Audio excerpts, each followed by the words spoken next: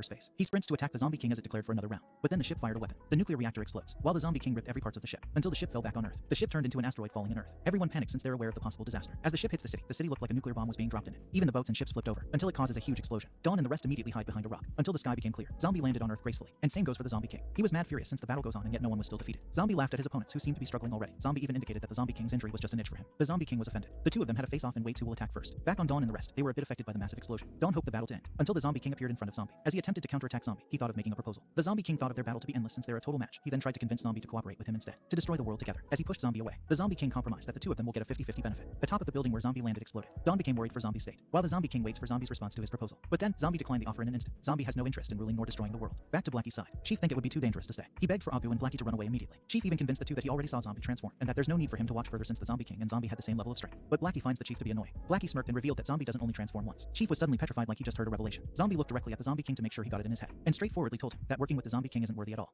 Zombie couldn't believe the King Zombie has the audacity to try and convince him by offering his half, while Chief still couldn't get over with what Blackie had said. Zombie looked down on the Zombie King and assured that only the weaklings has the desire to rule and destroy the world. Zombie made a logical and humane speech, yet he wasn't heard since he's on top of the building. The Zombie King was disappointed to be turned down by Zombie, while Zombie just made a promise to teach him a lesson, for at least the Zombie King could have humanity in him. Zombie then revealed his transformation when his zombie skin shreds, until his skin turned into a human. He screamed on top of his lungs with his final transformation. The shocking revelation made everyone speechless and couldn't even get their eyes off on Zombie, until Zombie became a human with deep and dark eyes. Dawn and the rest just yelled and was deeply overwhelmed to witness the full transformation. Zombie didn't say a word and stood still on top of the building. With his human eyes, he glared at the Zombie King with full disgust and waits for his turn to attack. But with just a glare, the Zombie King felt intimidated even though Zombie only stared at him. Even the Zombie King was deeply confused on that point. Back to Blackie's side. Chief was too overwhelmed at the situation that he fell asleep. But then Agu slapped him to get a grip of reality, and also for him to witness Zombie going God mode. Agu puts Chief in a position for him to witness clearly with his eyes. Agu was just too proud of their king that they all considered Zombie as a god. Zombie still hasn't said a single word. All of them couldn't get their eyes off from Zombie as he transformed into a human. No one could even comprehend how it happened nor how it was possible, until the weather turned dark and rains. But Violet felt like the rain wasn't normal at all. The Zombie King was furious with his fragile ego. He instantly went to counterattack Zombie while asking him if he's whether a human or a zombie. As the Zombie King attempted to land his fist on Zombie's face, Zombie only glared at him, until the raindrop stopped in midair. Zombie raises his hands, until every limbs of the Zombie King was horrifyingly torn apart that he screamed as he felt all the agony and trauma. But Zombie still doesn't stop when the rain suddenly goes back up. It was like Zombie manipulated the gravity that every living thing's when floating. Dawn was terrified that even her, and the rest was affected by Zombie's power. Even the ship started to float. But Zombie goes beyond with his power that even all the sea creatures started to float out of their home, until Zombie stopped manipulating the gravity, and ended up making everyone fall from midair. The Zombie King lays on the ground with only his torso. He felt the amount of pain Zombie just gave him. With a terrifying look on Zombie's face, he assured that he's not just a king, but a god. After their long fight at the city, a giant cyclone built up at their location. Dawn was so shocked after seeing the giant cyclone, and some of the sea creature falls down at the city. On the other side, President and Lanky falls from the ground after gravitational effect worn off. Zombie was calmly standing in front of them while he's trying to figure out some things. President was struggled to get herself up while asking Zombie. All of a sudden, a whale falls from the sky that landed at Hobson Building. Both of the professor was so shocked as they saw a whale fall from the sky. The Zombie King can't believe that this was possible while his limbs are gone. The professor asks Faye if he's seen a Zombie King like this, but he refuses to see anything like this before. Because of Zombie King's physique, he manages to stand up without using his hands. He then used his regeneration skill. His hands simultaneously regeneration after all. He was so mad while he's trying to be little Zombie. He said that Zombie can't kill him since the Zombie Kings are basically unkillable life forms, and even if Zombie tries to cut him into pieces, his regeneration can help him up. Zombie made a pale reaction after hearing those words. He then cast again his gravitational manipulation. Then Zombie King flew close to Zombie after being manipulated him. Zombie chokes him after pulling him up. Zombie lifts him up while choking after saying that Zombie King might misunderstanding the meaning of death. Zombie King struggles to get out from Zombie's hand while being choked. He keeps trying to pull out himself while Zombie asking him if he need to physically destroy someone for them to die. Then Zombie glared at him while pale reaction. Zombie King screams in agony after Zombie doing something at him. However, ships have been moving to take their position to target the city. Cyclones had been rampaging the sea due to Zombie's doing. Zombie King struggling while screaming ancient out of nowhere. Somehow a robotic figure was planning into something. He orders to shoot the ship that Faye was using. He called this his 1351 encirclement of the 6th time and ending human civilization. Going back at Zombie. He's still casting an eminent energy at Zombie King to kill him from his inner soul. Zombie King was almost losing his conscience. The ships also successfully destroyed to avoid bombing the area. Meanwhile, Zombie looks different from Zombie King's perspective and sees him like a god after being beaten up by Zombie. Zombie King slowly losing his grip for his life and struggling so hard from Zombie's power. Snaps happen. After this, Zombie King suddenly stops on moving that probably shows losing his life. And turns out that Zombie didn't kill him physically, indeed internally killed his soul since he was immortal. Zombie was holding the Zombie King on top of a building. Dawn and President Violet were shocked and wondering if it was over. Zombie lets go of him, and the Zombie King starts falling at a high distance. Zombie King's fall impact can be seen. The ground was cracked, and the Zombie King was not moving. Chief was shocked and wondering what was happening, seeing the Zombie King was not moving. Blackie said that he must have been scared to death by the third form of their king. Faye can't believe what he's seeing. The helicopter arrives. The boy is pulling Faye, saying all their coastal air defense boats are gone, so they should leave while they can because if they don't leave now, they might not be able to leave. He suddenly saw a man standing before him. He immediately stays away from Faye, a zombie. He was shocked to see zombies in front of them as they never showed themselves. Zombie stares at them seriously. They fall to the ground while trembling from fear. Zombie asks them if they will surrender by themselves or if they want to meet the Zombie King. Zombie gives them 1 second to decide. The boy immediately surrendered. Faye trembles in annoyance while the zombie stares at him with seriousness. Just like that, Professor Jamie, who was supposed to be killed on sight, was captured alive by a zombie. President Violet wonders what's wrong with him, but Dawn doesn't know either. Zombie said that turning into that is too scary as he is a kind of zombie. President Violet tells Dawn to go and ask him, but Dawn refuses as she sees how scary he is. President Violet pushes her to go, and they will go to make her Zombie's vice president later. Dawn stutters while asking Zombie if he's alright, as they are about to leave now. She jumps and screams in surprise when the zombie stands and says he is hungry. Zombie said he really wants a tear-resistant shirt. Dawn sighed and saw that Zombie's completely passive again. Dawn asks him if he remembers what he did just now, so Zombie answers that he does, but it's just a little blurry. He explained that he had already lost his sense of time, but he knew that he had beaten up many weird zombies like him. But they were all too weak, so zombies didn't bother to remember them. The boy asks Faye what's wrong when he sees him laughing by himself. He is laughing as he didn't expect that there was a being as strong as Zombie. Faye said that he would obtain a sample of the zombie's genes and create a being even stronger than him. Just like that, the Zombie King created by Professor Jamie was scared to death by Zombie, and the incident with Professor Jamie finally ended. Someone asks Zombie if he has any problems becoming a president, and Zombie says none. They told him to remember that being a president isn't only about being strong, but you must also be able to maintain and protect your cities. They also reminded him that his title would be revoked if he could get the city's population to be at most 10 million within the time limit. They asked the zombie which city he would like, so the zombie asks if he can have the city where he caught Professor Jamie. The H city. They argued that the H H City I, a deserted city, a no man's land.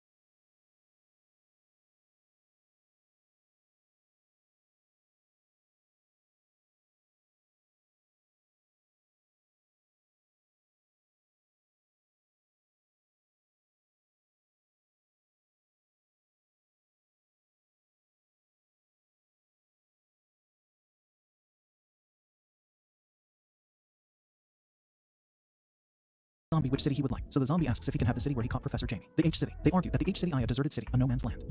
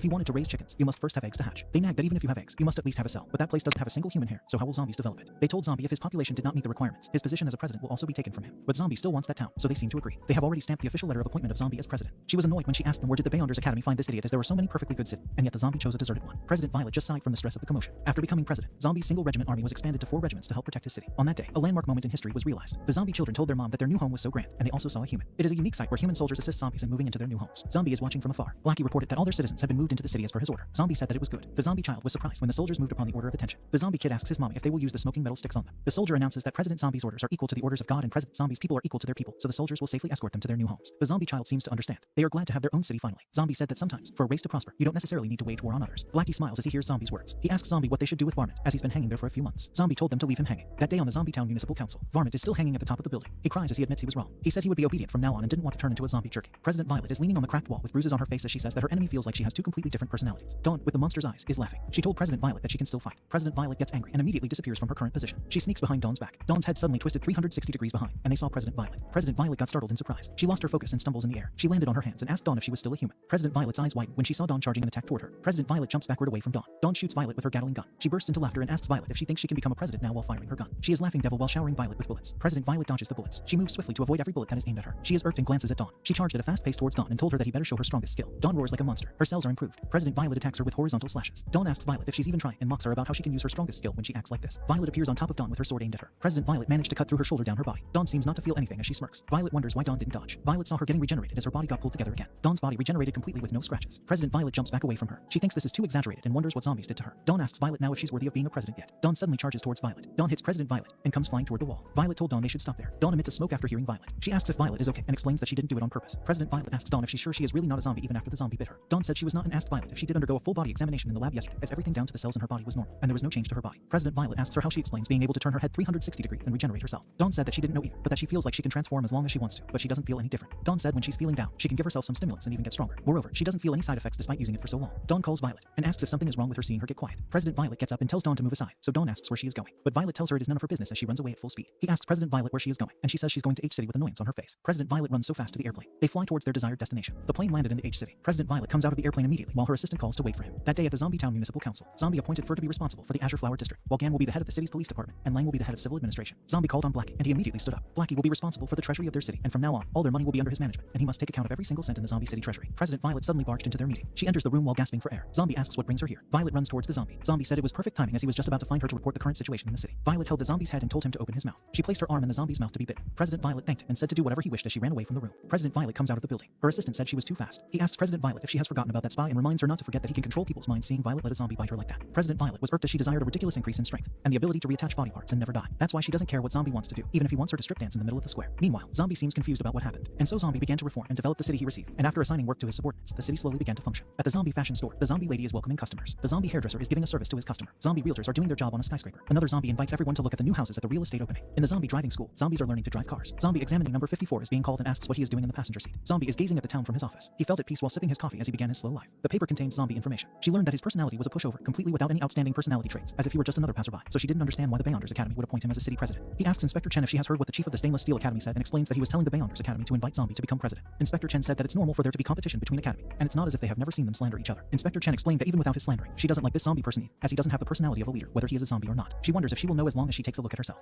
That day at the North Pole, a helicopter is flying over. A cruise landed in the place. He welcomed Professor Strange upon their arrival. Professor Strange asks if he heard that they discovered the corpse of the ancient people here, so the boy says yes, and it's a dried corpse estimated to be thousands of years old. He also said that they found it while conducting some experiments, and it's buried 500 meters into the ice, but they're trying to extract it using a crane. Professor told them to be careful not to damage the body. If it is ancient, this might be the greatest discovery in all of human civilization. The man told them to be careful and bring it up slowly. Professor Strange hopes that this will allow them to have a breakthrough in their research of the ancient ones. The other people seem like they are just watching them. As the president of the archaeological department of the academy, it is Professor Strange's first time being this nervous. They are lifting it with the crane and putting it down slowly. The ice is really big while being held by a crane. A body inside the ice can be seen. It seems like a body of an ancient woman. Professor asks if it is the real thing. Someone suddenly apprehended him. His mouth was covered, and he got his neck bitten. Professor Strange gets startled and asks who they are, as they are not part of his team. People screamed for help that day. Professor Strange fell to the ground when he was kicked. The person told them to use Professor Strange as a sacrifice. They told him to stop struggling as they only needed some blood. The man is on his serious face while the girl laughs at them. They put down the giant ice on the ground. They started to crash it, and it revealed the ancient body of the woman. The woman's naked body has started to slowly show, and the girl puts on clothes all over her. They all hail the Blood Queen. They wish the queen a long life and everlasting youth. The Blood Queen asks if the moron zombie is still alive. The Blood Queen stands in front of them. The man told her that the zombie was still alive even after 1,000 years. He was still as lively as ever. But for some reason, after he wiped out human civilization last time, he mingled with the humans and even began rebuilding his clan. The girl told the Blood Queen to be careful while she assisted her. The Blood Queen's eyes got serious as she recalled Zombie. She is sure that she will not lose to him again. It is a sunny day at the Guangzhou Province Academy headquarters. Zombie is sipping his delicious coffee when someone calls for him. Several people are gathering inside the headquarters. A man is screaming while doctors assist him. President Violet asks what that thing is as she has never seen anything like it, while the woman says it doesn't look like a zombie either. According to the database, he is a member of the exploration team from the next province. He was found waiting in the North Pole, and their province's archaeology head, who was with him, is now missing. The database said he was an ordinary person, but he injured 2 of their presidents when they tried to catch him. President Violet thought that they needed to invite a professional. The car arrives at the destination. Zombie comes out of the vehicle. They greet him as their president, Zombie. Inside the office, a zombie comes in as he is called to. Several people are glancing at him. Someone greets him and stretches his hand. He introduces himself as President Ying from the Iron Club Academy. President Ying asks if he was the one who caught Professor Jamie, so Zombie says yes and says hello to him. Zombie walks past him. Ying smirks, thinking that Zombie is just another psychic. While Zombie zombie is happy that he can now shake hands with humans and is halfway to his goal. The man said that just by looking at him, he could tell he was a weakling and wondered why anyone would make him president, while the other seemed scared. The man asks where did Chief Gang go. Chief Gang trembles, thinking that if he had known the zombie was coming, he would have just stayed at home. They are discussing something at the lab. The doctor asks Zombie to look at him and asks if he recognizes what kind of monster he is. Zombie doesn't know how old he is. The doctor expects him to know this. Zombie saw that the man had bite marks on his neck, and he got startled. President Violet asks Zombie what did he find out. The man suddenly growled and gets quiet upon seeing the zombie. Zombie said it was interesting as he found out it was the doing of the Blood Tribe. Light suddenly flashes before the zombie, and the people around were winded away by a strong wind. The man trembles while the zombie is beside him. Zombie could have sworn that his kind, the Blood people, were extinct already. The people flew when a strong wind from a zombie winded them. President Ying bumps into the wall and groans from the pain. They ask what happened and why President Zombie exploded. President Violet and Dawn are quiet while ducking on the ground. Zombie could have sworn he killed every one of the Blood people already, but now he understood and asked the man to tell him where Little Red was, the little girl who liked to poison him. The man burst into tears and said he didn't know anything and only became a vampire yesterday. Zombie emanates steam from his body. President Ying is sweating profusely and wondering if a zombie is an insignificant sidekick. Chief Gang was startled as he knew he should have stayed home. Zombie walks away from the lab. They ask him what's wrong and what did he find out. President Violet asks what Blood Tribe he was talking about just now, but Zombie tells them everyone should be more careful these next few days. He is on his serious face as he thinks of the Blood Tribe. President Violet and Dawn are shocked to see him being serious. Zombie told them he forgot what he was about to say, and everyone fell on the ground feeling ridiculed. President Violet aggravates and asks if can Zombie's brain not function normally after he reverts to his normal estate. Zombie told them he would be sure to remember next time, while President Ying still thinks that, in the end, the zombie is a psychic. Zombie glances at his back, and they got startled when they saw him look at them. On the other hand, the Blood people told the Blood Queen that this was their home. They ask what does she think. The Blood Queen seems to be annoyed. They sat on the ground when suddenly a coin rolled towards them. The man asks if they didn't say that the cities under the government are all managed very well and wonders why beggars are still in the streets. The man picks up the coin while his eyes sparkle from seeing the money. The Blood Queen got annoyed and aggravates why they even bother reviving her when they have already fallen to this level. The girl burst into tears and said she didn't know how hard their lives have been in the past 1,000 years. Back when the Blood Queen turned into a dry corpse by a zombie, all of them could do nothing but watch from afar. After that, he began exterminating their tribe, and to survive and escape from his clutches, they had to play dead. And then, they didn't dare expose themselves for 1,000 years under the threat of zombies. No matter where they were, they hid as far as they could from humans and zombies. She told the Queen while crying that they hadn't left this tiny alley for 1,000 years, and Lanley had even turned into an idiot. The Blood Queen said that it was useless even if they revived her. She wasn't a zombie's opponent back then. Now, she can't even touch a single hair on his body. Lanling told her that she was wrong, and they revived her because they had obtained a critical piece of information recently. They found someone that could help her turn invincible. The girl said it was true that the person could help her become invincible. The Blood Queen asks who it is. The man showed her a picture of a man. Several people gathered in the headquarters. The scientists are being held so that they will not be able to escape. Zombie asks why don't they just kill him. President Violet explains that they can't yet as first. They need to find all the hidden experiments and research he planned to use against them. Second, he has a lot of spies planted among them, and they want to use him to root them all out. Zombie asks what if he escapes. President Young burst into laughter and said it was impossible. How could he run when he was already locked up like that? Ying told Zombie that since he was the one who caught him, he can bring him to take a look. This is a state-of-art prison specially constructed for him. They dug up an entire mountain, and the depth alone is over 3,000 meters. There are 1,500 floors and 100,000 armed guards. Even using an elevator would take 30 minutes from top to bottom. Then there are the rocket launchers, anti-aircraft guns, laser cannons, and as long as you can name it, they have it. And this is just the appetizer. A president is guarding every 100 floors. 30 presidents and 2 chiefs are watching over this place. Ying smirks and asks them how can the prisoner escapes with this level of security. They have also installed a bomb, and Professor Jamie is currently strapped to the bomb's detonator. The power of the explosion is more than 10,000 tons of TNT. As long as someone approaches him, the bomb will go off. Ying boasts that even if someone manages to free him, they die in the explosion. Even if a god descends, all he can bring back is a corpse which makes the zombie sweat in nervousness. Zombie, in his basic state, felt secondhand shame from seeing the deranged actions of the humans. Meanwhile, they are watching Ying via a smartphone in an alley far away. The Blood Queen and her people are shocked to hear all those tight securities. The Blood Queen got annoyed to know that humans tied the man to a self-detonating bomb. Ying told President Violet that Inspector Chen had gone to President Jiang's city for an inspection and asked if she wouldn't warn his little boyfriend. President Violet gets annoyed and asks why he is even telling her this. Ying said that Chief Gang told Inspector Chen that President Zombie built a city for zombie. Whether President Zombie is a zombie or not, he doesn't care. Since Ying only recognizes the straw, President Violet seems annoyed at him. On a warm day in town, the zombie is happy that human cities are so prosperous as he walks along the street. Professor Jamie is tied to a self-detonating bomb. A food server is walking outside of their prison. He bursts into tears, thinking it's all over for them. Faye is determined that he will obtain the zombie's genes. He asks what Faye is talking about, as they are going to get executed soon. Faye said no, since before they obtain all of his research, they will never kill him as before they were caught. He has already instructed people to send his research data to a place that even he doesn't know. Faye is planning to make them regret keeping him alive. He explained that the zombie was too strong and stopped talking about how to get his genes, and even if they had his genes, it would still be nearly impossible to create something stronger than him. Faye said it's simple, as long as they can obtain a strong enough vessel to carry the zombie's genome, it will be much easier. He told Faye not to talk about that at first since this place has the highest security. They are just ordinary people and ask how to escape. Faye seems to be in deep thought about what he said. The food server is walking outside their prison cell. The food delivery robot is set to go. The robot is coming towards him. It is feeding Faye with the food it is carrying. He was startled to see Faye's action. Faye chews on his food. He continues to chew it while inside his mouth cavity there is a wiretap behind his tooth. Faye is quiet and serious for a moment. He asks someone where is the zombie king's corpse being kept right now. The man answered that it was being held in Dr. Yin's lab on the 200th floor. 2 chiefs are guarding it right now. Faye said it was good.